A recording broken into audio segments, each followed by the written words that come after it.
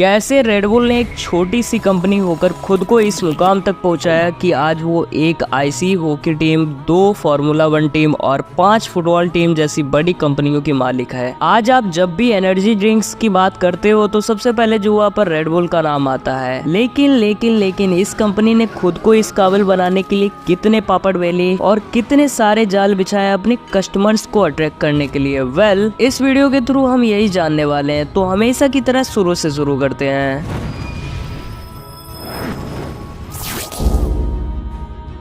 Red Bull की शुरुआत आज से 45 साल पहले थाईलैंड में रहने वाले इस इंसान ने की थी। ईयर 1976 में रेडबुल की स्टार्टिंग कर दी गई थी। अब इन भाई साहब का नाम है चलियो युवद्या। जैसा कि मैंने आपको बताया कि इसकी शुरुआत थाईलैंड में हुई थी, तब इसका नाम क्रेटिंग डैंग था, लेकिन ईयर 1987 में इसका नाम चेंज करके रेडबुल रख दिया गया था। लेकिन जैसा कि आप सब जानते हो कि किसी काम की शुरुआत यूं ही नहीं होती, उसके पीछे कुछ ना कुछ रीजन होता है। तो इनकी इस एनर्जी ड्रिंक को बनाने के पीछे का रीजन था जापान की एक एनर्जी ड्रिंक जिसका नाम लिपबिटेन डी था, जो कि उस टाइम पर कुछ ऐसे पॉपुलर थी जैसे कि कोई वायरस। बट ये कंपनी अपने ड्रिंक्स को इतने हाई प्राइजेस में सोल्ड करती थी कि मिडिल क्लास लोग इस चीज को अफोर्ड ही नहीं कर पाते थे, और जिसका भरपूर फायदा उठाया रेडबुल ने। जैसा कि रेडबुल की मैन्युफैक्चरिंग तो शुरू हो चुकी थी, लेकिन वो अभी भी मार्केट में सरवाइव नहीं कर पा रही थी। लेकिन सस्ती होने की वजह से लोगों ने इसे ट्राई किया और फाइनली इसने मिडिल और पुअर क्लास लोगों को अपना एम बना लिया। इसकी सेल रेशियो में सबसे ज्यादा वही कस्टमर थे जो मिडिल क्लास और पुअर क्लास लोगों में आते थे, तो इसने उसी को टारगेट किया और अपनी एनर्जी ड्रिंक को लोएस्ट प्राइस पे सेल करना शुरू किया। बट रेडबुल अभी भी अपनी सेल से सेटिस्फेक्शन नहीं पा रहा था। अब जैसा कि आप सब समझदार हो कि किसी चीज को ज्यादा लोगों तक इंगेज करने के लिए एडवर्टीजमेंट का करना जरूरी होता है, but one thing that is more important कि तुमने एडवर्टीजमेंट किस तरीके से किया। और इसने भी पहले तो एडवर्टीजमेंट ही किया, लेकिन इसने टारगेट बनाया होटल्स, बार और कॉलेजेस को, जहां पर बहुत ज्यादा भीड़ रहती है, और स्टार्टिंग में अपने फ्री कैंस को देना शुरू किया। और अच्छी खासी रेवेन्यू जनरेट करने के बाद में इसने खुद को स्पोर्ट्स के साथ कॉलेब कर लिया, लाइक फुटबॉल, क्रिकेट और फार्मूला 1 लाइक रेसेस में, क्योंकि ये जानता था कि इन जगहों पे बहुत सारी ऑडियंस होती